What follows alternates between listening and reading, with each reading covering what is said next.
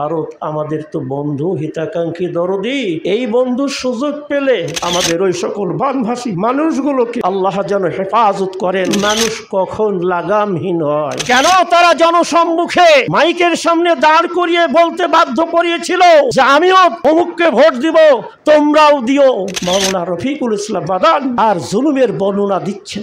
এই তগুতদের অন্তর কাঁপেনি যে একজন আলেমকে কি করে বিবস্ত্র করতে তারা পারে, যে আপনার এই ন্যাংটা ছবি কি করে আসলো। এই বদমাইশ বলেছিল যে বডিটা আমার কিন্তু ধনটা আমার।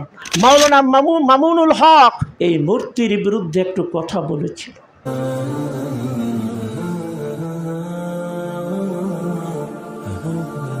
সম্মানিত মুসল্লিবৃন্দ, শুকরিয়া আদায় করি আল্লাহ তাআলার যার অশেষ মেহেরবানিতে আমরা মসজিদে হাজির হতে পেরেছি। আল্লাহ তাআলা মেহেরবানি করে এই মুহূর্তে আমাদেরকে যে জান্নাতের বাগানে কবুল ও মঞ্জুর করেছেন, আমরা শুরুতে সেই আল্লাহর শুকরিয়া আদায় করি। সকলে বলি আলহামদুলিল্লাহ। দরুদ ও সালাম পেশ করি নবী রাহমাতুল্লিল আলামিনের প্রতি, যার প্রতি আল্লাহ তাআলা সালাত ওয়া সালাম পেশ করেন, যার প্রতি আল্লাহ তাআলার ফেরেশতা কুল সালাত ওয়া সালাম পেশ করেন, যার উপর সালাত ওয়া সালাম পেশ করার নির্দেশ আল্লাহ রাব্বুল আলামিন সমস্ত মুমিনদেরকে কী করেছেন, নির্দেশনা দিয়েছেন। সেই নবী রাহমাতুল্লিল আলামিনের প্রতি আমরা দরুদ ও সালাম পেশ করি। সকলে বলি সাল্লাল্লাহু আলাইহি ওয়াসাল্লাম। সম্মানিত মুসল্লিবৃন্দ, আমি সূরা আলাক থেকে ছোট্ট ছোট্ট যে 3টি আয়াতে কারিমা তেলাওয়াত করেছি, এই আয়াতে কারিমাগুলো নিয়ে বিভিন্ন সময় কথা অবশ্য বলেছি। আজকেও দু একটি কথা বলবো ইনশাআল্লাহ। ওমা তাওফিকি ইল্লা আলাইহি তাওয়াক্কালতু ওয়া ইলাইহি উনীব।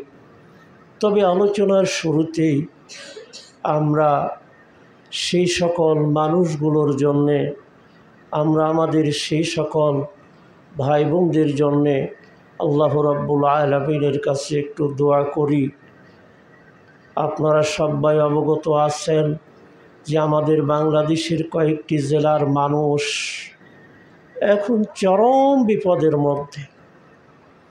হঠাৎ করে বন্যার কারণে তাদের যে দুরবস্থা, আমি কিছুক্ষণ আগে ফেসবুকে দেখছিলাম সেই নারী পুরুষ ছোট বড়দের কি আর্তনাদ বাঁচার জন্য। তাদের বাড়ি ঘর সব হঠাৎ করে যে সকল এলাকায় কোনোদিন বন্যা হয় না, কিন্তু ভারতের বাঁধ ছেড়ে দেওয়ার কারণে, যেহেতু ভারত আমাদের তো বন্ধু, হিতাকাঙ্ক্ষী, দরদি, এই বন্ধুর সুযোগ পেলে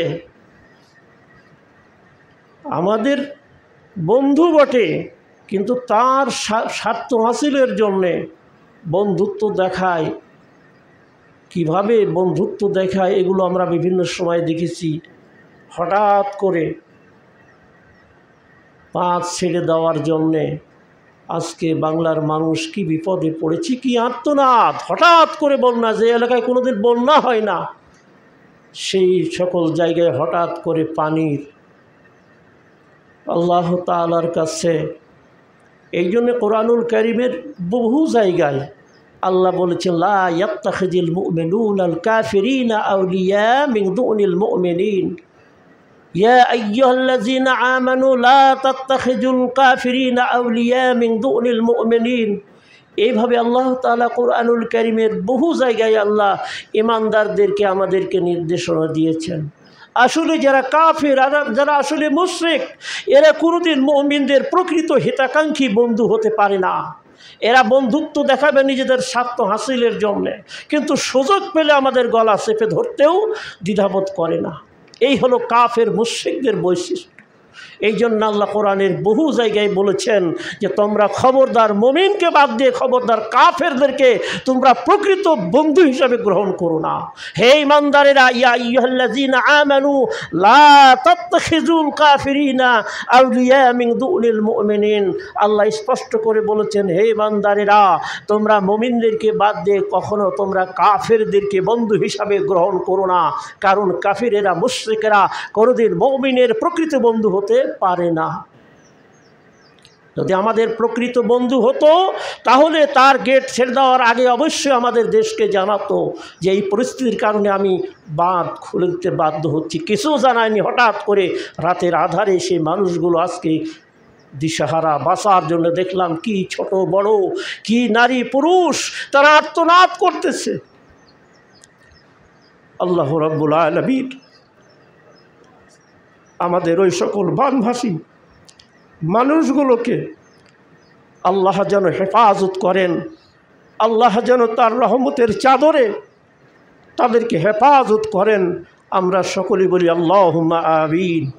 সম্মানিত মুসল্লিবৃন্দ, আমি আজকে সূরা আলাকের ছোট্ট ছোট্ট 3টা আয়াত তেলাওয়াত করেছি। আয়াতগুলো নিয়ে কথা বলেছি, আজকে 2-1টা কথা বলবো ইনশাআল্লাহ। এই আয়াতে কারিমাগুলোর সার কথা হচ্ছে মানুষ কখন লাগামহীন হয়,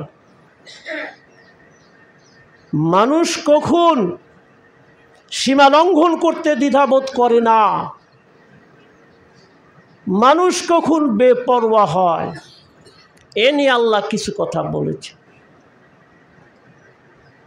সম্মানিত মুসল্লিবৃন্দ, আল্লাহ বললেন কাল্লা, কখনো না, ইন্নাল ইনসানা লা ইয়াতগা, নিশ্চয় মানুষ। সূরা আলাক খুলবেন দেখবেন 6, 7 এবং 8 নম্বর আয়াতে এই কথাগুলো রয়েছে। মানুষ অবশ্যই সীমা লঙ্ঘনকারী হয়। কখন? আর রাহুস্তাগনা, যখন সে তাকে অভাব মুক্ত মনে করে, যখন সে তাকে অমুখাপেক্ষী মনে করে। আল্লাহর কোরআন বলছেন অবশ্যই মানুষ তখন কি হয়? তগুত হয়, সীমা লঙ্ঘনকারী হয়। বাস্তব। আমি যখন নিজকে অভাবমুক্ত মনে করব, আমি যখন আমাকে অমুখাপেক্ষী মনে করব, তখন আমার কথাবার্তা, আমার আচার আচরণ, আমার কার্যকলাপ বেপরোয়া হবে। আমি কাউকে পরোয়া করে কথা বলবো না, আমি কাউকে পরোয়া করে কোনো কাজ করব না, কারণ আমি তখন নিজকে অমুখাপেক্ষী মনে করি যে আমি যেটাই করি না কেন, আমি যেটাই বলি না কেন, আমার সামনে কেউ আসতে পারবে না। এইরকম বিশ্বাস যখন কোনো মানুষের মাঝে আসবে, কোনো নেতার মধ্যে আসবে, কোনো সমাজের মধ্যে আসবে, কোনো গোষ্ঠীর মধ্যে যখন এইরকম বেপরোয়া ভাব আসবে যে আমরা যেই বংশ, আমাদের সামনে কেউ দাঁড়াতে পারবে না, আসতে পারবে না, তখন ওই বংশ লাগামহীন হবেই হবে, বেপরোয়া হবেই হবে। যখন কোনো নেতা নিজকে ওইরকম অমুখাপেক্ষী মনে করবে, তখন সেই নেতা সীমা লঙ্ঘনকারী হবেই হবে। সেই নেতা তখন তাগুতের ভূমিকায় অবতীর্ণ হবেই হবে। যখন কোনো সংগঠন, কোনো দল যখন নিজকে এইভাবে ওই দল মনে করবে আমরা বেপরোয়া, আমরা লাগামহীন, আমরা এখন অমুখাপেক্ষী, আমাদের সামনে কেউ আসতে পারবে না, তখন সেই দলটাও কিন্তু সীমা লঙ্ঘনকারী হবে।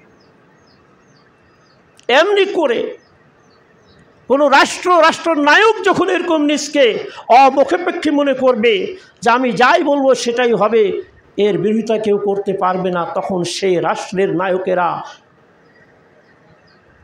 সীমা লঙ্ঘনকারী হবে, বেপরোয়া হবে। এটা আল্লাহর কথা। এটা উদাহরণ হিসেবে বলছি। একজন চেয়ারম্যান যে জনতার ভোটের মাধ্যমে নির্বাচিত হয়, একজন মেম্বার, এটা উদাহরণ হিসেবে বলছি, মনে কিছু নেবেন না। একজন মেম্বার ভোটারদের ভোটে নির্বাচিত হয়। কিন্তু এই চেয়ারম্যান যখন নিজকে অমুখাপেক্ষী মনে করবেন যে আমার জনগণের দরকার নাই, আমার জনগণের ভোটের প্রয়োজন নাই, একজন নির্বাচিত মেম্বার যখন নিজকে এরকম ভাববেন যে আর আমার জনগণের প্রয়োজন নাই, জনগণের ভোটের প্রয়োজন নাই, তখন সেই চেয়ারম্যান, সেই মেম্বার সীমা লঙ্ঘনকারী হবেই হবে। আর একজন নির্বাচিত প্রতিনিধি যখন মনে করবেন আমি জনগণের নির্বাচনে আমি নির্বাচিত হয়েছি, তাদের আবারও ভোটের প্রয়োজন আছে, আবারও তাদের কাছে আমাদেরকে যেতে হবে, এইরকম মনমানসিকতা যখন কোনো প্রতিনিধির মধ্যে থাকবে, সেই প্রতিনিধি কোনোদিন লাগামহীন হবে না, সেই প্রতিনিধি কোনোদিন আপনার কি বলে বেপরোয়া হবে না। তখন সবসময় তার মনের মধ্যে কাজ করবে আজকে যদি আমি লাগামহীন হই, আগামীতে আমি ছিটকে পড়ব। তখন তার মধ্যে অন্যরকম একটা ব্যবহার পাওয়া যায়। কিন্তু যখন সে মনে করে আর দরকার নাই, আমাদের সেই সংসদের প্রতিনিধিরা এত বেপরোয়া কেন হয়েছিলেন?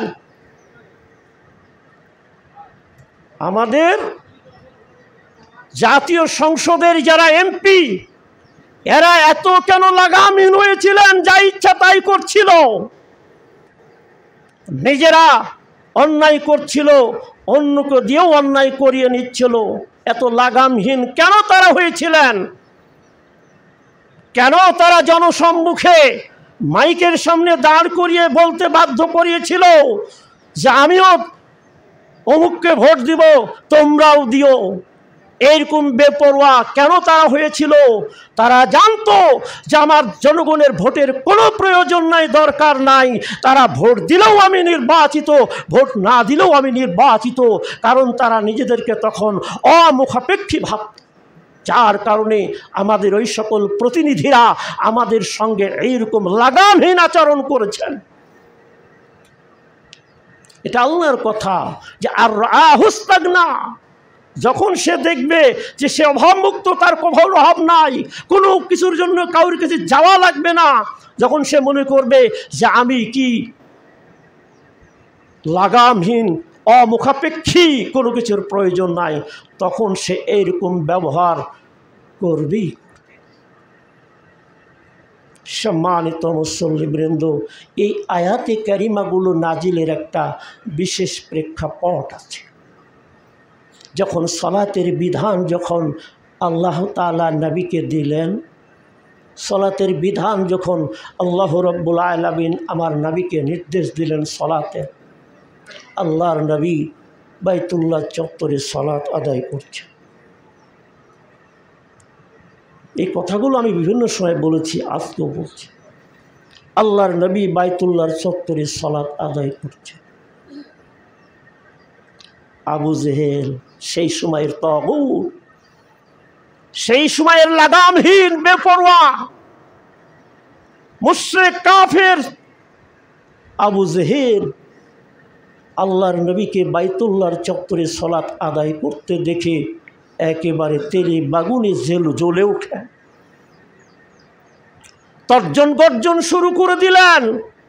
চিন্তা করে দেখেন, আল্লাহর একজন রাসূল সে বাইতুল্লাহর চত্বরে সালাত আদায় করছে, এটাকে সে বরণ করতে পারল না, সহ্য করতে পারল না, তর্জন গর্জন শুরু করে দিল, মুহাম্মদ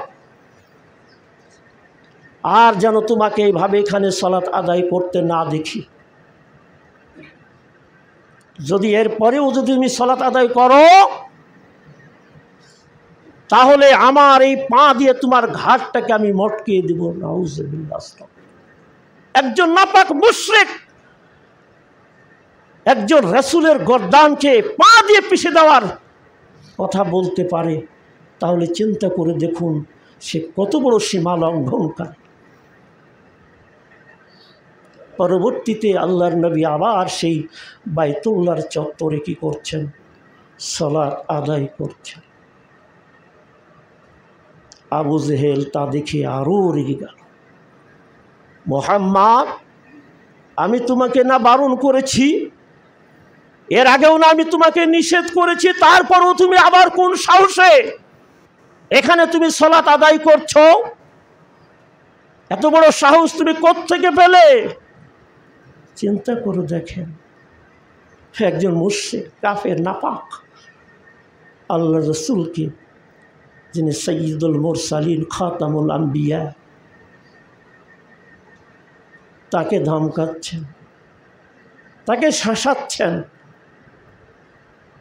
তাহলে চিন্তা করে দেখেন আবু জেহেল কত লাগামহীন, কত লাগামহীন। আমরাও দেখেছি আমাদের মাঝে এইরকম আবু জেহেলদের ওরসজার সন্তানদেরকেও বিভিন্ন সময় বিভিন্ন জায়গায় এইভাবে আমরা ধমকাতে দেখেছি, শাসাতে দেখেছি, তর্জন গর্জন করতে দেখেছি। কি অহংকার, কি দেমাগ! মুখ ভেঙচিয়ে তর্জন গর্জন করে সেই দলটি জনসংখ্যার জরিপে মনে হয় 1 নম্বরে স্থান পাওয়ার কথা, সেই দল সম্পর্কে নাক ভেঙচিয়ে কি বলল? মেরুদণ্ডহীন। আরেকটি দল মনে হয় জনসংখ্যার জরিপে 3 নম্বর হওয়ার কথা, তার ব্যাপারে নাক ভেঙচিয়ে বলল নিবন্ধনহীন দল। আর কিছু ইসলামিক সংগঠনের ব্যাপারে বলল বাপে খেদানো, মায়ে তাড়ানো, ইত্যাদি ইত্যাদি। কত তর্জন গর্জন করে এই কথাগুলো বলেছিল। সেই তাগুতকে আমরা দেখলাম আদালতে কিভাবে অপদস্থ হলো, কিভাবে তার উপর চরকিল শুনলো। আমরা দেখেছি তাকে কিভাবে আদালতে দাঁড়িয়ে কান্না করতে। এগুলো আমরা দেখলাম। বাংলার জমিনে আহকামুল হাকিমিন একজন আছেন,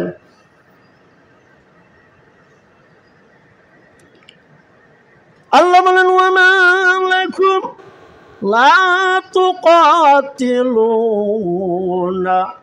ফি সাবিলিল্লাহ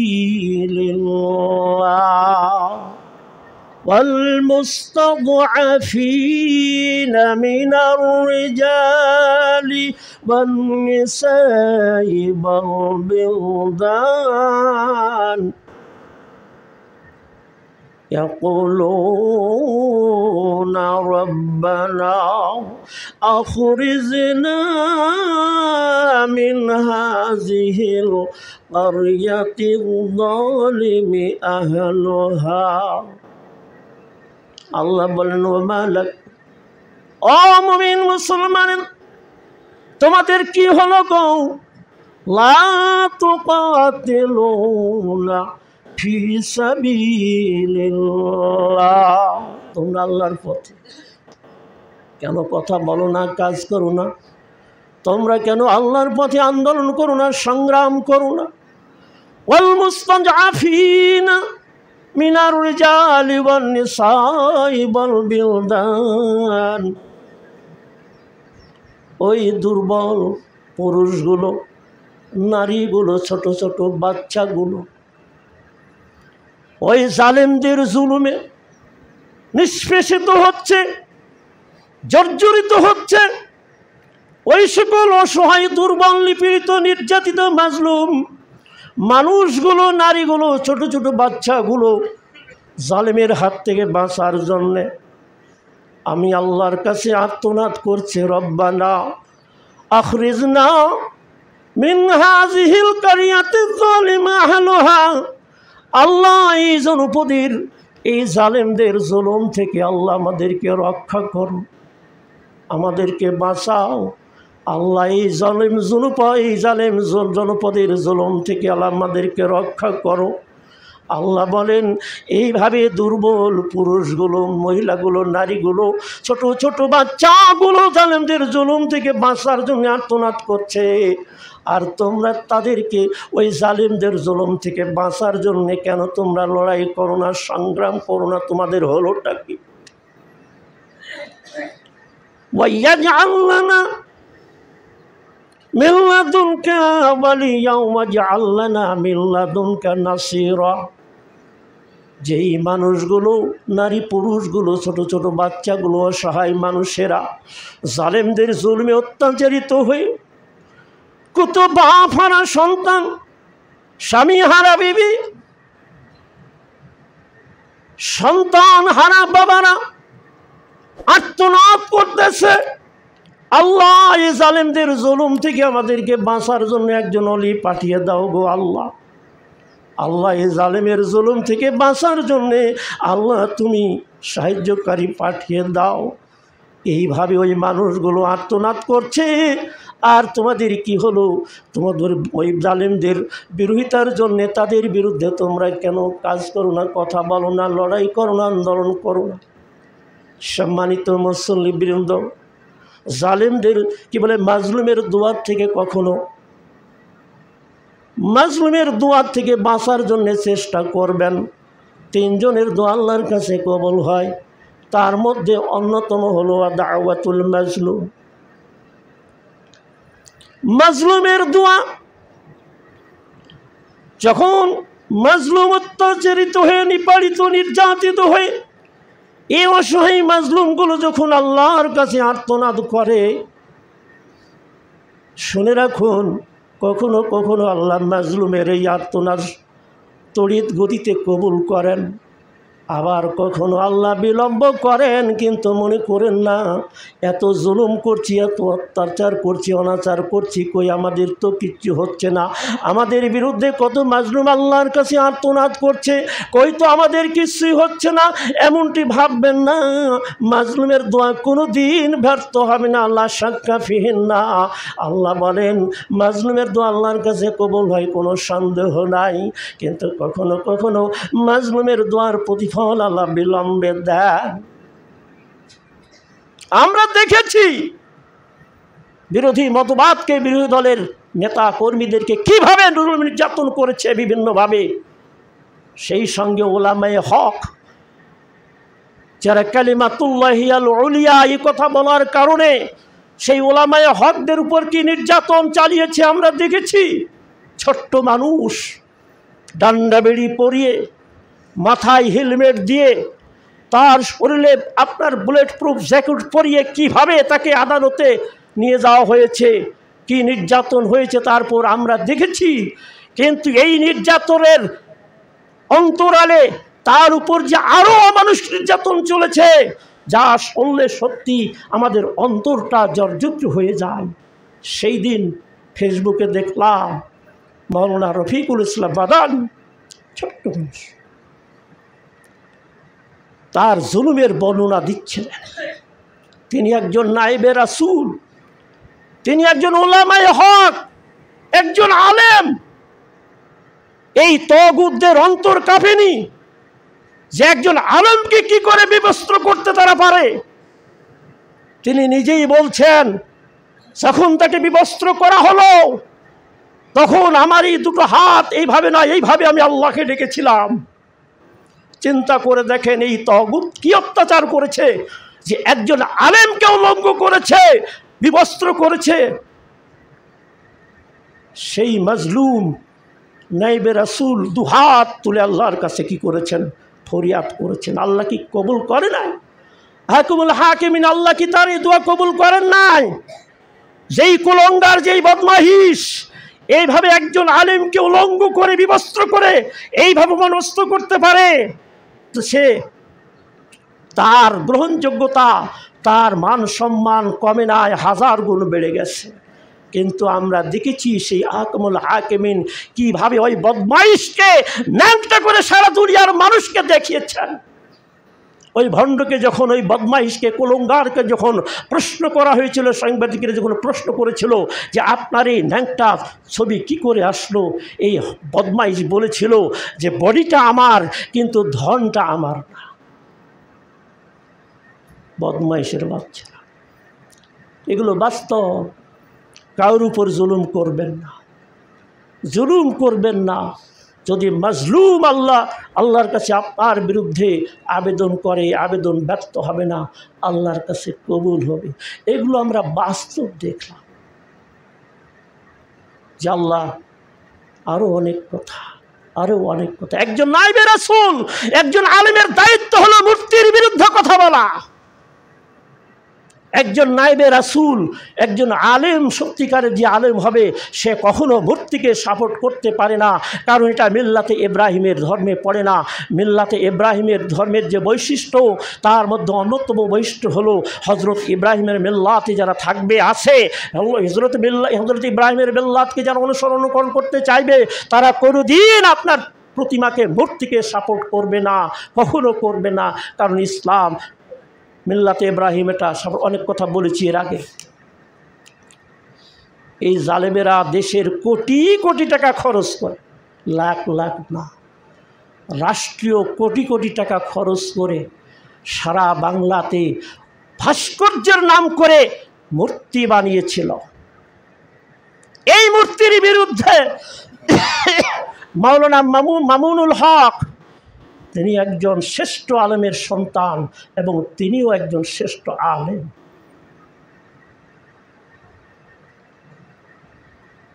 শুধু এই মূর্তির বিরুদ্ধে একটু কথা বলেছিল, এই মূর্তিগুলোকে বুড়িগঙ্গায় ডুবানো হবে এই কথা বলেছিল। এই কথা বলার সঙ্গে সঙ্গে বাতিলদের শরীরে আগুন জ্বলল। বলে কি, সারা দেশের বাতিলেরা তর্জন গর্জন শুরু করল। এই মাওলানা মামুনুল হকের চরিত্রকে হনন করার জন্যে, তাকে বেইজ্জতি করার জন্যে তার বিরুদ্ধে চরিত্র হননের নাটক সাজানো, কারাগারে নিল, বহু নির্যাতন। মাওলানা মমিনুলের চরিত্রকে হনন করার জন্যে, তাকে অপমানগ্রস্ত করার জন্যে নাটক সাজানো হয়েছিল, তার উপর জুলুম নির্যাতন চালানো হয়েছিল। একটাই অপরাধ, তিনি ওই মূর্তির বিরুদ্ধে কথা বলেছিলেন যে এই মূর্তিগুলোকে বুড়িগঙ্গায় ডুবানো হবে। এই অপরাধী তার মান সম্মান কি কমাতে পেরেছে? যা মান সম্মান ছিল তার চেয়ে হাজার গুণ মান সম্মান তার বেড়ে গেছে। আল ইজ্জাতু লিল্লাহি জামিআ, কারণ ইজ্জতের একমাত্র মালিক হচ্ছেন আল্লাহ। আমরা কি দেখলাম? আহকামুল হাকিমিন আমাদেরকে কি দেখালো? যেই মূর্তির বিরুদ্ধে কথা বলার কারণে মামুনুল হকের বিরুদ্ধে এরকম অত্যাচার চলল, আমরা চাক্ষুষ দেখলাম সেই সকল সাধের সেই ভাস্কর্যগুলোকে, মূর্তিগুলোকে বুলডোজার দিয়ে কিভাবে ভাঙা হচ্ছে আমরা জান ভরে প্রাণ ভরে প্রত্যক্ষ করেছি। আমরা দেখেছি ওই সকল ভাস্কর্যের সামনে দাঁড়িয়ে দাঁড়িয়ে যুবকেরা কিভাবে পেশাব করেছে, আমরা সেটা দেখেছি। আমরা দেখেছি ওই গণভবনে ওই মূর্তিটাকে নিয়ে কিভাবে পানিতে চুবানো হচ্ছে আর জুতা স্যান্ডেল মারা হচ্ছে, এগুলো আমরা চাক্ষুষ দেখেছি। আহকামুল হাকিমিন আমাদেরকে দেখি, সীমা লঙ্ঘন করবেন না, বরং আল্লাহ আপনাকে পদ দিয়েছে, পদবি দিয়েছে, আল্লাহ আপনাকে ক্ষমতা দিয়েছে, আল্লাহ অনেক কিছু দিয়ে, এগুলোর আপনি শুকরিয়া আদায় করবেন, এগুলোকে মূল্যায়ন করবেন। তাগুত সেজে খবরদার অন্যায় করবেন না। আল্লাহ বললেন যে নিশ্চয় মানুষ সীমা লঙ্ঘনকারী হয় যখন সে নিজকে দেখে আর রাহুস্তাগনা, যে সে হলো অভাবমুক্ত, সে হলো অমুখাপেক্ষী, তখন সেই মানুষ লাগামহীন হবে, তাগুত হবে, সীমা লঙ্ঘনকারী হবে। এটা আল্লাহর কথা। এই কথা বলার পরে আল্লাহ বলছেন ইন্না ইলা রাব্বিকার রাজা। আল্লাহ আমাদেরকে সতর্ক করে দিয়েছেন, আমি আল্লাহ তোমাকে একটু বেশি কিছু দিলাম, যেই বেশি কিছু দেওয়ার কারণে তুমি আজকে তাগুত সেজেছ। আল্লাহ বলেন শোনো শোনো, তোমার এই তাগুতের ভূমিকা তুমি চিরদিন তুমি থাকতে পারবা না, তাগুতের ভূমিকায় তুমি চিরদিন থাকতে পারবে না। আল্লাহ যেমন সূরা তাকাসুরে বলেছেন আলহাকুমুত তাকাসুর হাত্তা যুরতুমুল মাকাবির, আল্লাহ যেমন সূরা তাকাসুরে বলছেন ও দুনিয়ার মানুষেরা, আমি তোমাকে একটু আধিক্য দান করেছি, ক্ষমতার আধিক্য দিয়েছি, অর্থের আধিক্য দিয়েছি, জনবলের আধিক্য দিয়েছি, বিদ্যা বুদ্ধির জ্ঞান গরিমার আধিক্য দিয়েছি। এই আধিক্যের গরমে আমাকে ভুলে যাও, ধরাকে সোনা জ্ঞান করো, কিন্তু শুনে রেখো তোমার এই আধিক্যের গরম চিরদিন থাকবে না, তোমার এই রক্তের গরম চিরদিন থাকবে না, একদিন তোমার রক্ত ঠান্ডা হয়ে যাবে। কোন দিন? আল্লাহ আল্লাহ বলেন হাত্তা যুরতুমুল মাকাবির, যেই দিন তুমি কবর বাড়িতে জিয়ারতে যাবা তোমার আধিক্যের গরম সব শেষ হয়ে যাবে। আল্লাহ এখানে বললেন ইন্না ইলা রাব্বিকার রুজা। ও তাগুতের দলেরা তোমরা শুনে রেখো, তোমার প্রত্যাবর্তন তোমার রব আমি আল্লাহর কাছে একদিন তোমাদের প্রত্যাবর্তন, অর্থাৎ আমার কাছেই তোমাদেরকে একদিন ফিরে আসা লাগবে। তার আল্লাহ রাব্বুল আলামিন আমাদেরকে যেন বিশেষ করে সীমা লঙ্ঘনকারী হিসাবে কবুল না করে, আল্লাহ আমাদেরকে যেন যা কিছু দিয়েছেন আমরা যেন তার সদ্ব্যবহার করে আমরা যেন আল্লাহর কাছে ফিরে যেতে পারি। কারণ আল্লাহর দেওয়ার ক্ষমতা অব্যবহার করে সীমা লঙ্ঘন করে যদি আল্লাহর কাছে ফিরি তাহলে তার পরিণত সম্পর্কে কোরআন হাদিসে আল্লাহ রাব্বুল আলামিন সবিস্তারে কী করেছেন আলোচনা করেছেন। আল্লাহ রাব্বুল আলামিন আমাদের সবাইকে তাগুত থেকে, তাগুত মানে যে নিজে আল্লাহকে মানবে না, আল্লাহকে মানতে দিবে, অন্যকে মানতে দিবে না। যে তাগুত মানে হচ্ছে আল্লাহ বিরোধী শক্তি, যেই শক্তি নিজে আল্লাহকে মানবে না, অন্যকেও মানতে দিবে না। এক কথা, এই শক্তির নাম হচ্ছে তাগুত। আল্লাহ তাআলা আমাদের সবাইকে তাগুত থেকে হেফাজত করুন, বলি আল্লাহুম্মা আমিন।